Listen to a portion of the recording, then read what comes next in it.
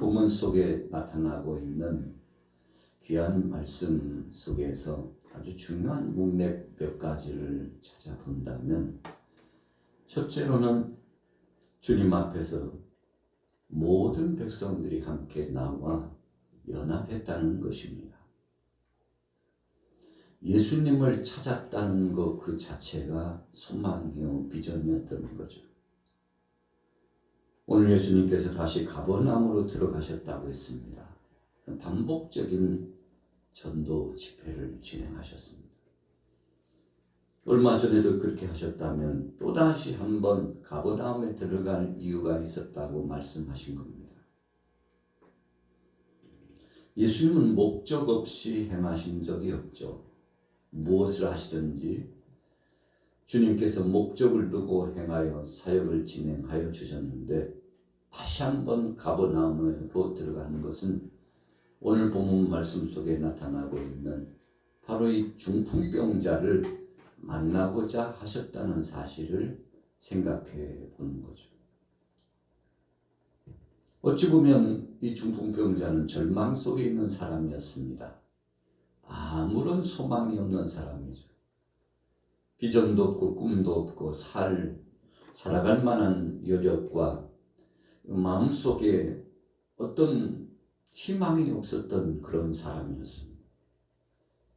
그런데 가버나움에 바로 이 동네에 예수님께서 오신다는 소문을 들었는데, 이번이 절의 기회라고 생각했습니다. 우리가 인생 여정을 살아가다 보면 몇 번의 기회가 찾아온다 그러지 않습니까? 어떤 사람은 중대한 기회가 3번 찾아온다 그렇게 이야기합니다. 그 3번 찾아오는 기회를 잘 붙잡는 자는 성공적인 삶을 살 것이고, 그 기회를 붙잡지 못하는 사람은 탄식하게 될 것이라고까지 말합니다. 자, 그러나 우리가 살다 보면 한 3번 정도뿐만 아니라 여러 차례의 기회가 온다는 것을 알 수 있습니다. 그런데 중요한 것은 기회가 왔을 때 그 기회를 붙잡느냐 이겁니다. 오늘 가버나움에 예수님께서 오셨는데 참 사람들이 얼마나 웅집하여 모였는지 몰라요. 예수님 그분을 만나면 병이 치료되고, 예수님 그분 만나면 하나님의 나라의 말씀을 들을 수 있고, 예수님 만나면 인생 고민이 끝나고, 예수님 만나면 주님 앞에서 소망과 비전이 넘쳐난다는 사실을 소문과 소문을 통해서 듣고 있었던 것이죠. 자, 들었던 소문을 믿음으로 가진 사람이 있고, 그냥 허황된 것이라고 지나쳐버린 사람이 있었죠. 오늘 여기에 모였던 그 많은 사람들은 믿음을 갖고 예수님 앞에 나온 것입니다. 그 중에 이 중풍병자도 마음의 소원을 품고, 마음은 원이지만 육신이 말을 듣지 않았죠. 그때 사랑하는 친구들이 그와 함께 하기로 했습니다. 그를 데리고 예수님께 가기로 마음을 작정했습니다. 그런데 예수님께는 가까이 갔지만 이 친구를 예수님 앞에 보여드릴 수가 없어요. 얼마나 많은 사람들이 모였는지. 그런데 오늘 본문 말씀에 특별한 역사가 나타나게 되지 않습니까? 자, 3절 4절 같이 읽어보겠습니다. 3절 4절 시작. 사람들이 한 중풍병자를 4사람에게 메워 가지고 예수께로 올세, 무리 뜰 때문에 예수께 데려갈 수 없으므로 그 계신 곳에 지붕을 뜯어 구멍을 내고 중풍병자가 누운 상을 달아 내리니. 팔레스타인의 집 구조는 지붕을 오픈할 수 있는 그런 구조적인 형태가 되어 있습니다. 맘만 먹으면 주인의 허락만 얻으면 그렇게 할 수 있다는 거죠. 우리가 계절 따라서 집 구조가 달라집니다. 추운 지방에 사는 집일수록 좌우로 사방 팔방으로 아주 단단하게 집 구조를 형성하죠. 그러나 좀 기운이 온화한 쪽에 집 구조는 간편합니다. 그냥 이슬을 피하고 비를 피할 정도로. 그리고는 그 안에서 살아갈 수 있는 어느 정도의 공간 형태만 있으면 집 짓는 것이 완성되는 겁니다. 제가 아는 어떤 분도 더운 나라 지역에서 집을 지어주는 운동, 선교를 하고 계시는데 집 한 채 짓는데 한 300만 원에서 500만 원이면 집 한 채를 지어줘요. 물론 원룸식입니다. 구조적으로 온 식구들이 거기서 함께 살아가는 거죠. 구조를 좀 더 넓게 만들면 한 2칸 정도의 구조를 해가지고 집을 짓는데 300에서 한 500만 원 쌓이면 한 채의 집을 짓고 그 집을 받기 위해서 교회에 나오는 겁니다. 그리고 쌀을 얻기 위해서 교회에 나오는 거죠. 참 빈민한 그런 촌락인데 그 집 하나 얻으면 세상을 다 얻은 것처럼 감사하고, 그래서 그 동네에서 집 한 채 얻은 그 사람들의 가정은 참 이루 말할 수 없는 기쁨이 충천하는 거죠. 그래서 많은 사람들이 몰려와서 집을 얻기를 위해서 소원하지만, 그러나 그것도 순차가 있고 또 선교 지원이 있어야 가능한 것이므로 누구나 다 집을 지어줄 수는 없죠. 그래서 원하는 사람들은 많고 그러나 물자는 부족하고, 그러니까 이제 순차에 따라서 정말 성실하게 교회 나와서 헌신하고 예배하고 주님을 영접하고 또 가족들이 주님 앞에 나오고, 그래서 이제 이 순위를 먹여가지고 그 순위에 따라서 집을 지어주게 된다는 것이죠.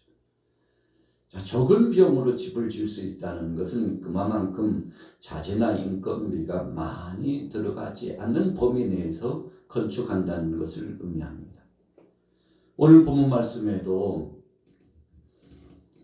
중풍병자의 친구들이 집주인과 어떻게 타협했는지는 모르겠습니다만 위의 지붕을 뜯고서 사랑하는 그 친구를 직접 공간 안에 있는 예수님 앞에 내리기로 했던 거죠. 참 감사한 일입니다. 자신의 지붕을 뜯도록 허락한 주인도 주인이지만 그 일을 하기 위해서 협력하고 마음을 하나같이 했던 이 내 친구도, 사랑하는 친구도 참 좋은 사람이죠. 그래서 오늘 예수님께서 아주 귀한 말씀을 주셨습니다. 4절에 보십시오. 무리들 때문에 예수께 데려갈 수 없으므로 그 계신 곳에 지붕을 뜯어 구멍을 내고 중풍병자가 누운 상을 달아내리니 예수께서 그들의 믿음을 보시고 중풍병자에게 이르시되 작은 자야 내 죄사함을 받았느니라 하시니, 그들의 믿음을 보시고. 자, 오늘 본문 말씀의 문맥 중에 이 5절의 말씀은 참 귀한 말씀이고 이 말씀을 접할 때마다 기쁨이 충천하고 비전이 넘치죠. 예수님께서 그들의 마음의 중심을 보셨기 때문입니다. 오늘날 이 시대의 저와 여러분들도 주님 앞에 소망을 두고 지금 살아가고 있지 않습니까?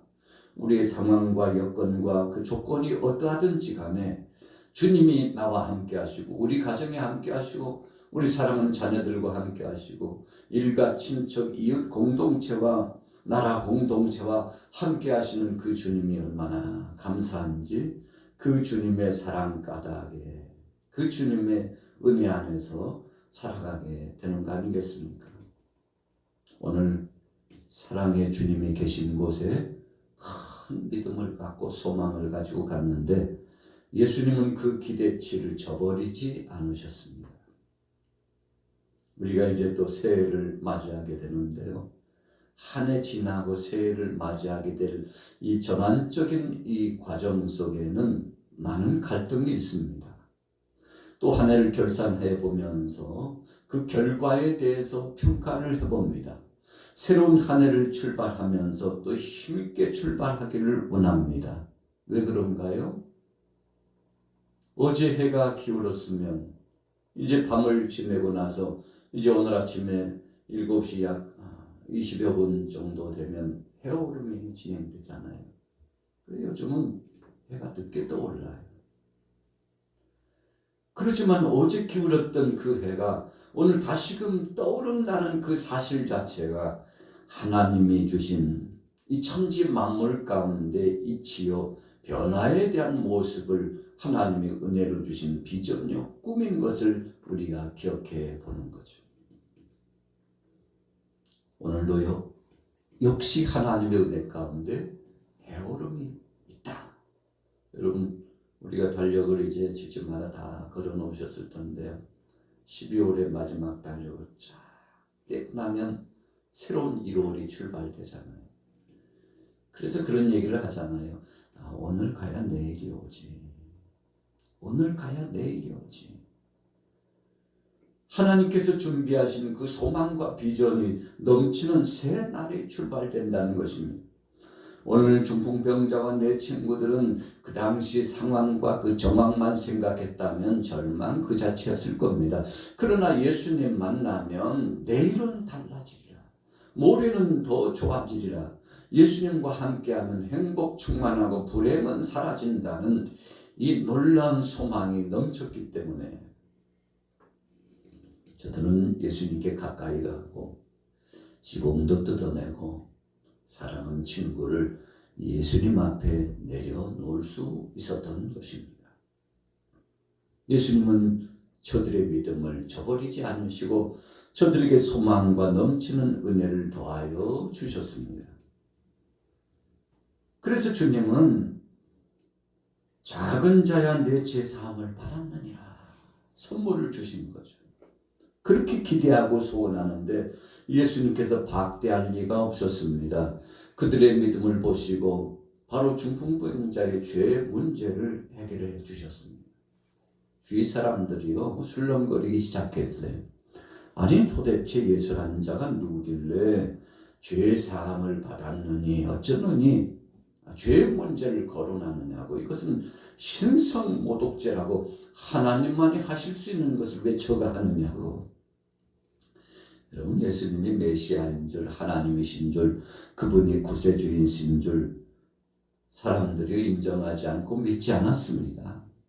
그냥 예수님께 온 것은 소리 소문을 듣고 중대한 일들이 계속 일어난다니까 궁금해가지고 왔지 예수님을 하나님으로 인정하고 그분을 전적으로 믿은 사람은 많지 않았다는 것입니다. 그래서 이 서기관들도 예수님을 향하여 책을 잡으려고 왔던 거죠. 예수님께서 행하시는 모습을 이해하지 못하고 얼마나 주님을 향하여서 조롱하고 욕보이고 아니 도대체 저가 누구인데 죄 사함을 했다 안 했다 죄 문제를 거론하냐고 그렇게 조롱했던 것이죠. 여러분 그래서 믿음으로 주님 앞에 나아가는 거하고 믿음 없이 나아가는 거하고는 하늘과 땅 차이입니다. 똑같이 기적의 역사를 보았어요. 그런데 어떤 사람들은 과연 하나님의 아들로다. 그런데 어떤 사람들은 아니 도대체 저가 누구이기에 자기 마음대로 죄 문제를 거론하냐고. 이것은 신성모독죄이기 때문에 종교적인 재판을 받아야 된다고 예수님을 몰아세우는 사람들이 얼마나 많았겠습니까? 예수님 그러나 저들의 마음을 다 아셨죠. 8절로 넘어가 볼게요. 8절 읽습니다. 시작. 그들이 속으로 이렇게 생각하는 줄을 예수께서 곧 중심에 아시고 이르시되 어찌하여 이것을 마음에 생각하느냐. 중풍병자에게 내 죄사함을 받았느니라 하는 말과 일어난 내 상을 가지고 걸어가라 하는 말 중에서 어느 것이 쉽겠느냐. 어느 것이 쉽겠느냐. 여러분 죄사함을 받으면 모든 것이 회복되는 겁니다. 우리가 아담 하와 이후로 인류 역사 이후에 지금까지 사망, 이 죽음의 역사의 문터, 이 죽음의 문제, 눈물을 흘리며 탄식하는 슬픔의 문제, 또 여러 가지 재난과 우리 주위에 있는 사건과 사고의 문제들을 당하여 보면서 어떤 생각을 합니까? 이 모든 것들이 죄로 말미암아 왔다는 사실을 우리가 기억합니다. 그런데 하나님께서 아담과 하와에게도 그 죄 문제를 풀 수 있는 열쇠를 주셨어요. 선지자를 통해서 구약 시대에도 주셨고 마침내 약속대로 예수님께서는 2000년 전에 이 땅에 오셨습니다. 그런데 이 땅에 오신 예수님께서 또 약속을 주셨어요. 이 모든 것을 내가 실천하기 위해서 왔지만 완성하기 위해서 성령 하나님께서 이 보혜사 성령이 함께 하실 텐데 앞으로 주님께서 다시 오셔서 이 모든 것을 완전케 하시고 회복하시겠다고 말씀하셨죠. 부활의 소망과 영광으로 심판주로서 이 땅에 오시겠다고 말씀했죠. 여러분 왜 그렇게 하시는 겁니까? 죄에 관한 문제로 말미암아 세상에 불행이 찾아왔기 때문에, 사망이 찾아왔기 때문에, 질병의 고통과 탄식과 한숨이 끊임없이 맴돌고 있는 이런 불행한 역사들, 이 죄 문제 때문이기 때문에 이 문제를 주님께서 풀고자 오셨는데, 여러분 그래서 예수님 오늘도 본문에 말씀하셨던 겁니다. 일어나 상을 가지고 걸어가라 하는 말과 죄 사함을 받았느니라 하는 말과 근본적으로 가장 중요한 것이 뭐냐, 이것을 물으신 거죠. 그래서 죄 사함을 받으면 모든 것이 회복되고 다시 한번 새 은혜를 힘입어서 새로운 출발을 할 수 있다는 사실을 말씀하고 있는 겁니다.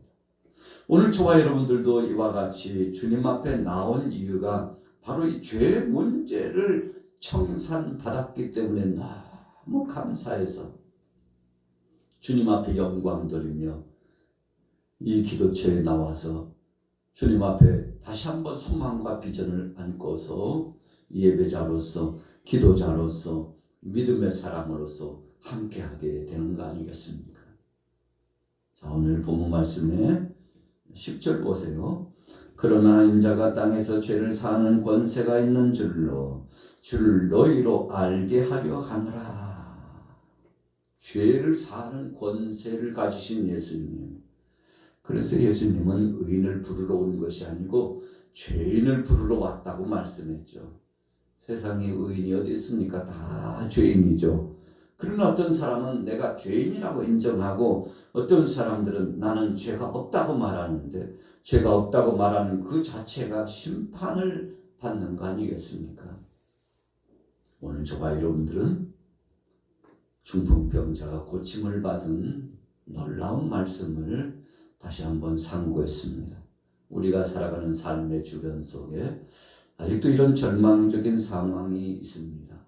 죄의 문제를 품고 안고 사는 사람들 많습니다. 그러나 예수 그리스도를 선물로 전해줌으로 말미암아 저들이 죄 가운데서 해방되고 새로운 소망을 얻게 될 텐데 오늘 하루도 우리의 삶 가운데 예수 그리스도 때문에 소망이 넘치는 은혜의 삶이 되시기를 예수님의 이름으로 축원합니다.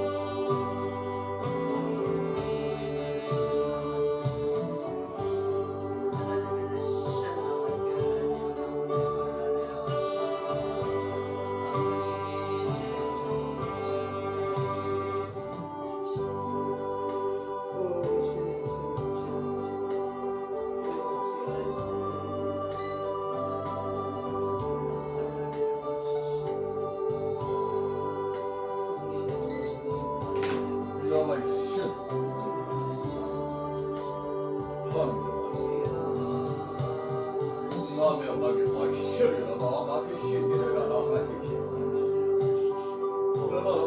you.